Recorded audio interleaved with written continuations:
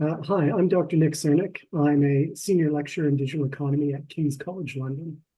Hi, I'm Professor Helen Hester, and I am Professor of Gender, Technology and Cultural Politics at the University of West London. La primera pregunta que quiero hacer.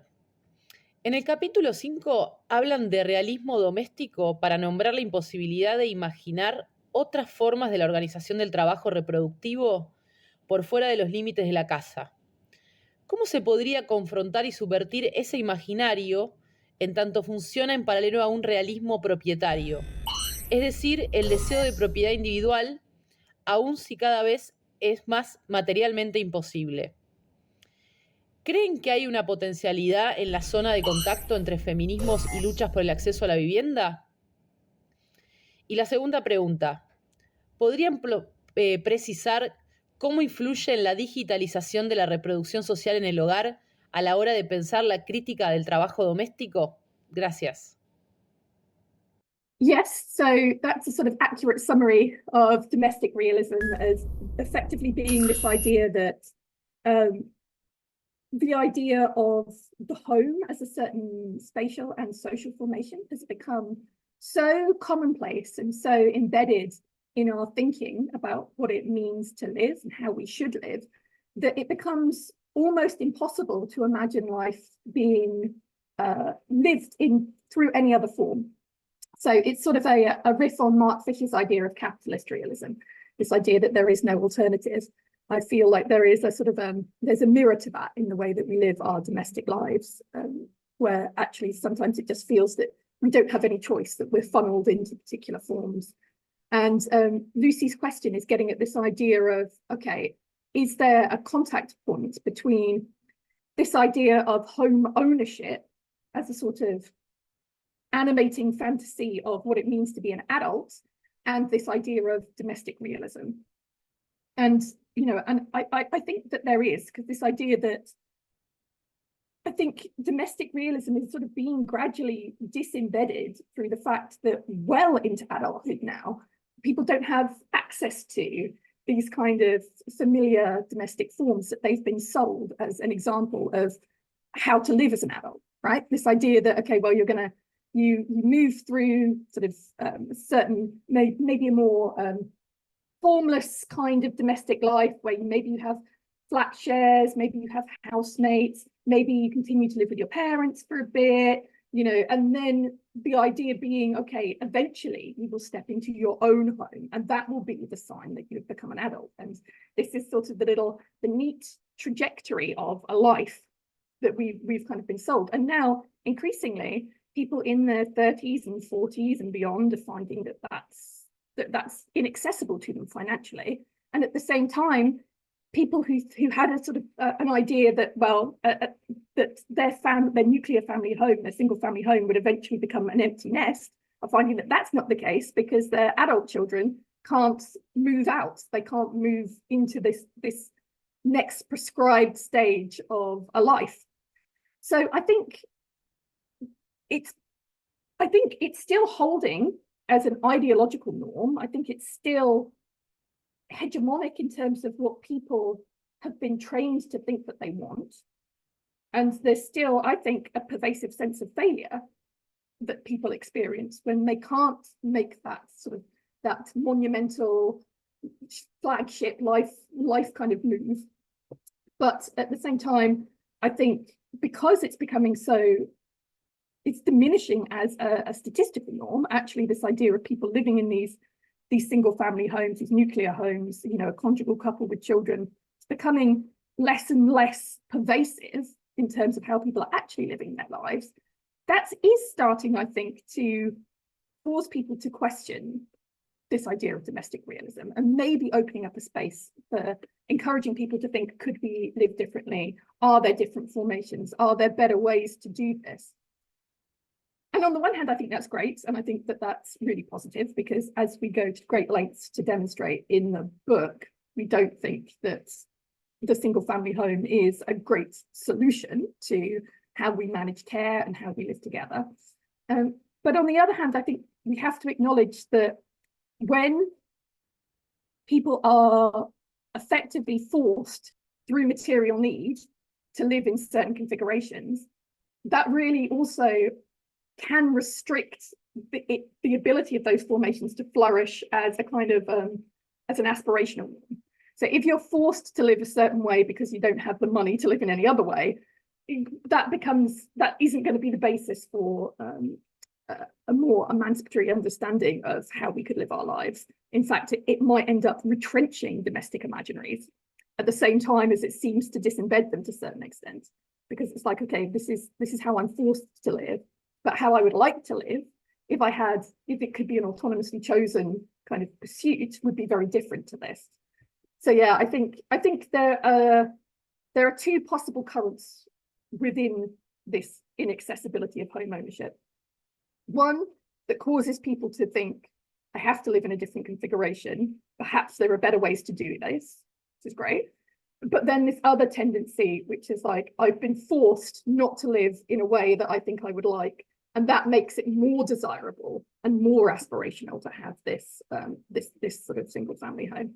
So I think how we move forward depends on how we can convince people that they might not want to live in single family homes, even if they have the means to do so. But actually there might be genuine reasons other than basic material need why we might want to live together in different ways.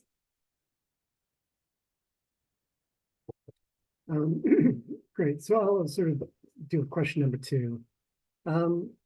Yeah, so the digitalization of social reproduction in the home has been one of probably the biggest technological transformation that we've seen in the last 50 years within the domestic space.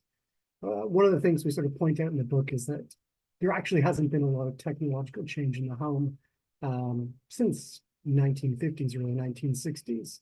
And many people are living in effectively the same spaces over these past few decades. That being said, a lot of social reproduction work is being digitalized nowadays in the form particularly of platforms. So food delivery platforms, care platforms, cleaner platforms, all of these sorts of things where people can get access to a labor market of workers who will come in and do various domestic tasks for you. Now, this is pretty interesting, I think, in terms of the traditional radical critique of domestic labor, particularly thinking back into the 1970s and the wages for housework movement. The wages for housework movement was basically saying, well, there's a slew of people performing this work in the home, that it is work and that it's unpaid. And their radical sort of proposal was that, in fact, we should be paid for housework, wages for housework. Now, this had a sort of critical undercurrent too. It wasn't just a matter of like turning this into a job. The idea was that by having to pay for it, in fact, it would end up getting sort of undermined and that the system would start to fall apart as wages were paid for housework. What we have today, though, with the digitalization of social reproduction is, in fact, wages for housework in many ways. We have a whole slew of people who will now come and do housework for a given wage. So it sort of twists that classic radical critique of domestic labor and that radical idea into a very capitalist idea of how domestic labor is supposed to be performed.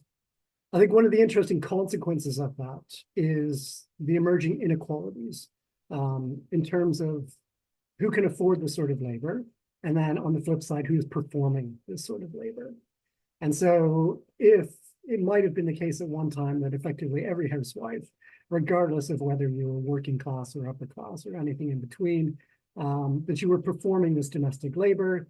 Today, there's an increasing divide between the wealthier classes who can afford to have people come in and perform this work, and everybody else who is performing this work unpaid in their home, and then going out to other people's homes to also do it for a wage. So I think this is, the sort of a major consequence of the digitalization of social reproduction today. Dentro del amplio campo del posttrabajo, ustedes tienen una perspectiva singular, se interesan especialmente en el trabajo reproductivo o trabajo de la reproducción social.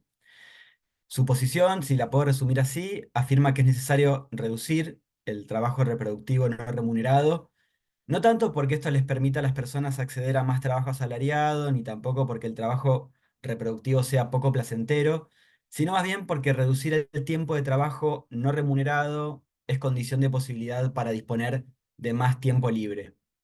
Para ustedes, cito un pasaje del libro, Después del trabajo, la lucha contra el trabajo es la lucha por el tiempo libre. Mi pregunta entonces es, ¿qué lugar ocupa esta posición, es decir, su posición, dentro del pensamiento contemporáneo del postrabajo?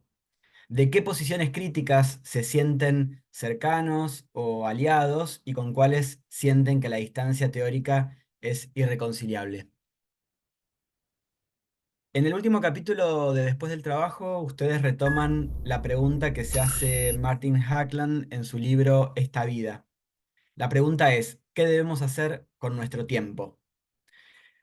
Me gustaría preguntarles cómo responden esta pregunta hoy, es decir, no en las condiciones deseadas de una sociedad postcapitalista, sino en una sociedad donde estamos obligados a trabajar para vivir y por lo tanto donde la necesidad se impone a la libertad. Otro modo de plantear esta misma pregunta, una pregunta evidentemente ética y política, sería la siguiente. ¿Qué debemos hacer en las condiciones actuales con esa porción de tiempo cada vez menor y de peor calidad en la que no estamos obligados a trabajar?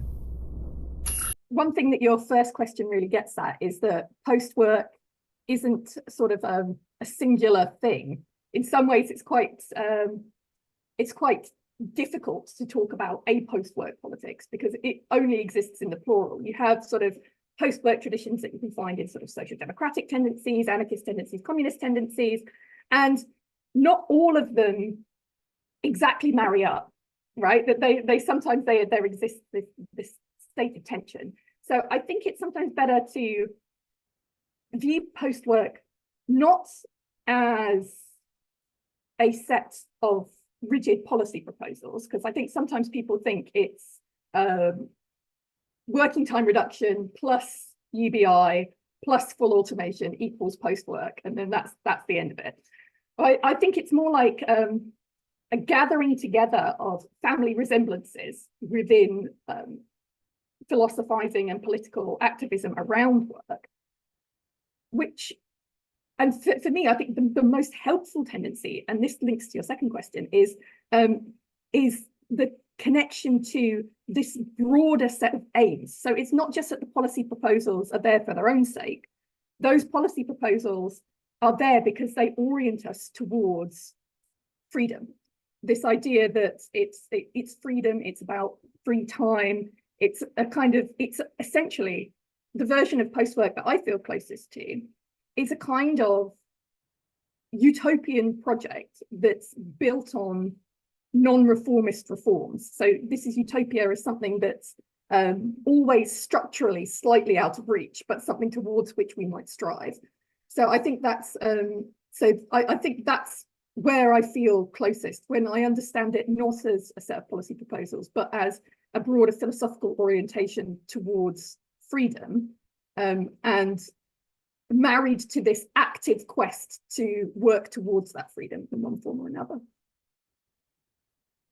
I'll also add, I think this question of why reduce unpaid reproductive work is absolutely essential.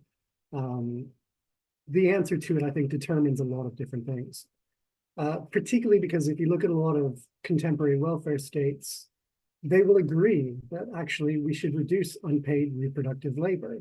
And the reason why, according to the welfare states, is because they want more women to move into the workforce. They want a larger labor force. They want more people working. So I'll give you a very concrete example, which is here in the UK, for instance, you can get government support for childcare, but you have to have a job to be able to access it. So that childcare support is only there if you're working. So the whole purpose of the program is not to give people more freedom, but is to give you more time in the labor market.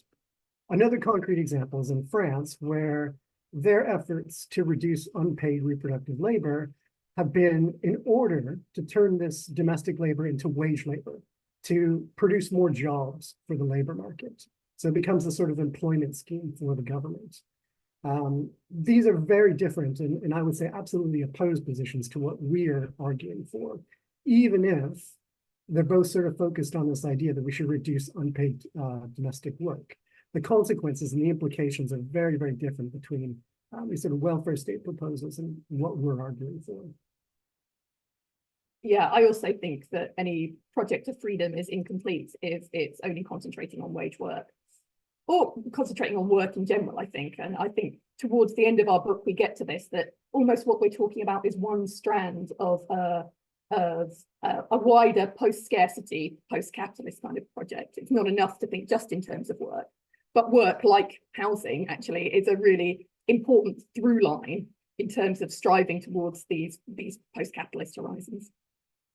Martin Hagelin's book, I think, is terrific, and it's really, it's beautifully written. It's really evocative. It's really, I think, outlines a post-work project in a really sort of grounded way. But this question of, what should we do with our free time is, I think it's a big question for post-work. And I think problematically, a lot of times that question gets answered by insisting that we should do very specific things once we have more free time. And actually, I think this is a problem. I think the true sort of radical claim post-work is that, in fact, you can do whatever you want. The aim is to maximize freedom. The aim is to maximize your autonomous choices outside of work, to reduce that sort of necessary labor as much as possible, to give us more time to be able to do what we want to do. And I think for the vast majority of people, they would find some sort of project that they would want to be a part of, individually or collectively, as part of their community, as part of a larger group. There's something that they wowould want to contribute to. But, as well, most of us are exhausted in some way, particularly if you're a parent. You want also to have some time where you could just sleep more. And if that's your answer to what to do with your extra free time, I don't think there's anything morally wrong with that. So I think it's really important to keep this space open for what do you do with the free time that you have.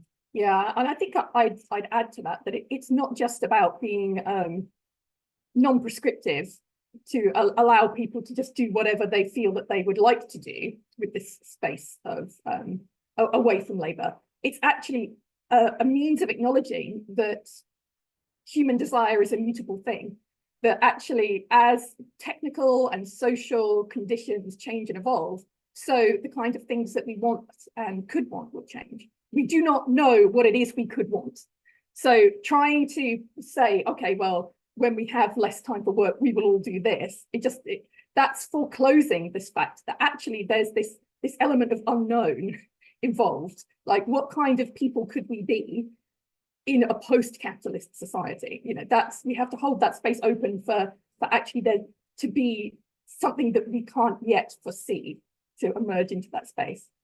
And in terms of what people should do with the time now when we're not obliged to work, I think again you can't really prescribe that, because at the moment the space that we have away from work is very often a space of recuperation, right? It's not actual time for what we will or free time. It's time to revive yourself before you have to go to work again. So I think actually people just have to do what they need to do, and that will differ on an individual basis. That actually try and gather your strength to keep going, and I wouldn't judge you if you're not kind of spending that time engaged in like radical political activism or going to another meeting. Like, actually sometimes you just need to crash.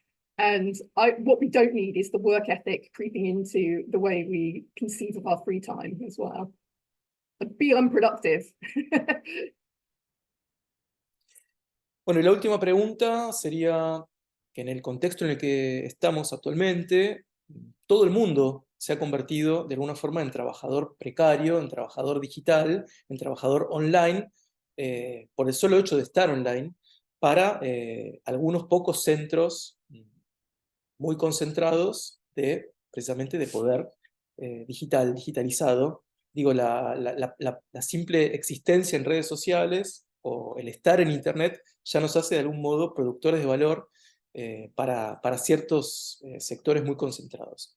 Ahora, al mismo tiempo, los trabajos de cuidado son cada vez más necesarios, pero quienes hacen esos trabajos de cuidado son también paralelamente o simultáneamente trabajadores en línea. Entonces, ¿cómo piensan que podríamos, vinculando estas dos cuestiones, repensar formas de planificación económica que nos permitan, digamos, trascender este momento inmediato de poscapitalismo o capitalismo postindustrial y apuntar a sociedades menos vulnerables, a sujetos menos vulnerables, con más tiempo libre? Yeah, I think the point that care workers are also online workers is very true, because actually the sort of digital infrastructure of late capitalism is inescapable. Well, largely inescapable. It shapes so not just the waged work. So, you know, a lot of platform care workers are forced to engage with sort of online timetabling. You know, they get sort of like push notifications for where they need to be, what they need to be doing, who people's addresses, they're liaising with clients through these things. And also it's this sort of creeping with platform care work, there's this sort of creeping expectation that you're also need to sort of build trust remotely with these people, that you will become clients, because it's a very unique situation, unlike something like food delivery or taxi services, where it's a sort of transitory, quite relatively brief kind of physical proximity that's at stake. Often with things like care work, elder care or childcare, you're thinking about somebody who will you will be entering into somebody else's home environment. And so the people who are on these digital care platforms have to find shortcuts to building up trust. So very often now you're seeing the need to link your profile on a care platform with your social media profile.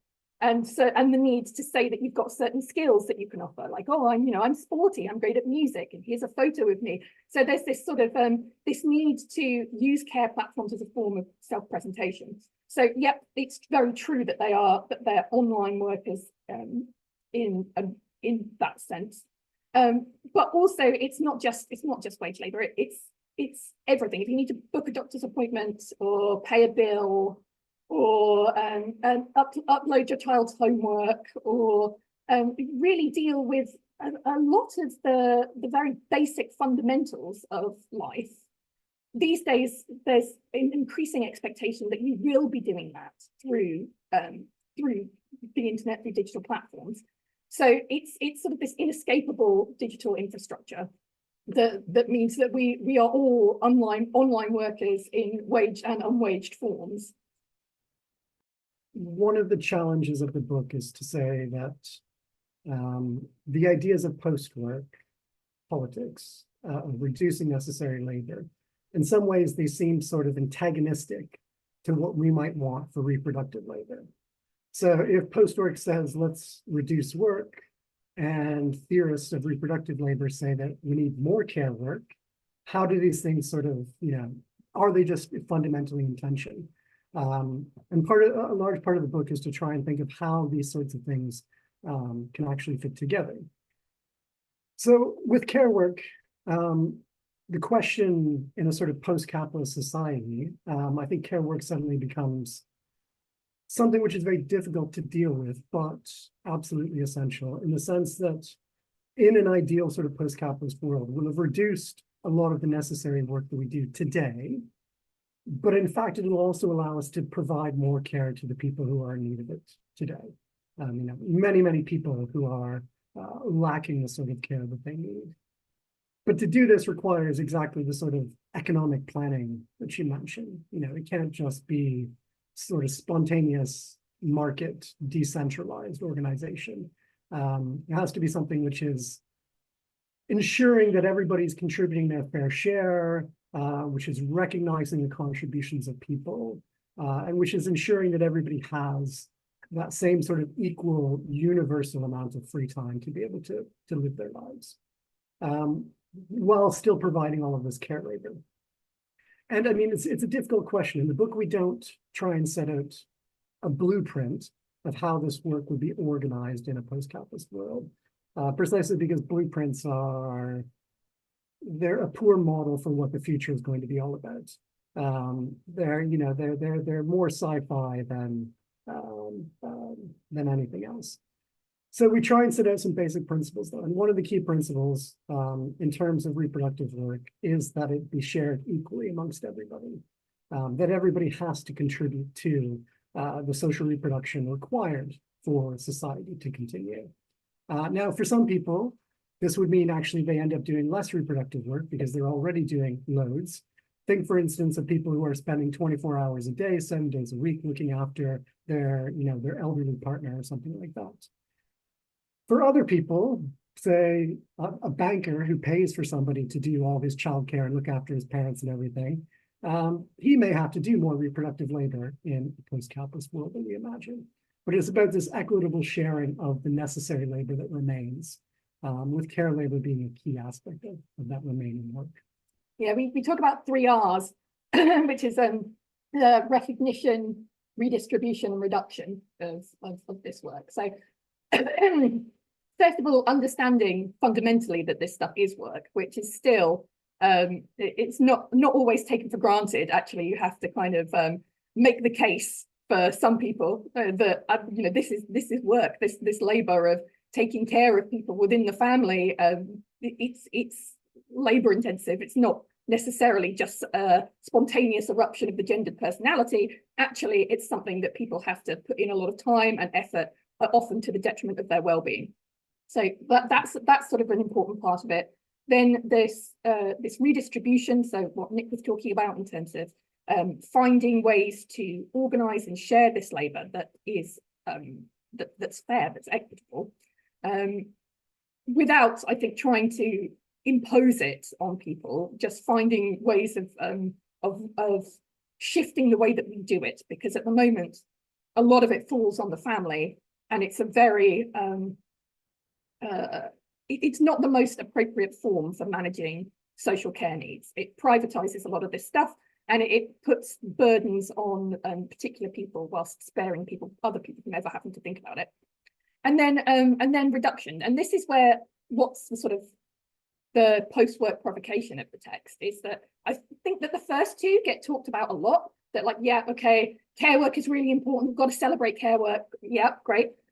Oh, we got to make sure that it's organized fairly, yeah, that's really important. We couldn't have advanced the thesis of the book without making that claim, but that tends to be where it stops. So what you get is this sort of idea that, okay, well, the future of a world without work is really a world without some work, where actually the sort of sacred cow of care work, the work of life making, goes untouched. And unless you sort of fold that really emphatically into your political projects, there is a risk that you're just going to end up recycling gendered inequalities. So the post-work provocation is that, well, yeah, actually, if elements of this work are undesirable, if elements of this work are kind of done for the sake of capital rather than for communities, if they're not freely chosen activities, then there is no reason to exclude them in advance from the horizons of our political thinking in terms of how do we reduce some of this work. Because there are forms of the sort of maintenance of people, spaces and things which don't really add anything to people's well-being, but people are still encouraged to do them. So things like ironing. Ironing is always my favorite example, because it's, what is it doing practically to make people's lives better? Nothing. And yet there's still this sort of this expectation that this is something that we should do as an act of love. Excuse me. We should be ironing our children's school uniforms. and yeah, there's all kinds of different examples of the things that we're doing to help train people to live under a certain kind of work regime, things that we're doing to sort of continue to survive under a particular kind of work regime, kinds of work that we could reduce without reducing well-being, that either individual or collective well-being. So that's what's sort of distinctive, I think, about the proposal in the book, is that we refuse to pretend that this work should just be celebrated and shared. Actually, there are elements of it that are awful, difficult, unpleasant, not ends in themselves. And even if they continue to be necessary in some form, they shouldn't escape that broad horizon of, okay, well, how do we maximize freedom and minimize necessity? They're part of that too. And that's, I think, what's distinctive about After Work. So I don't know. I'm extremely happy with having you talking about the book for the Argentina or Spanish speaking people. And I don't know. I hope we can join you again. Okay. Well, so we see you soon.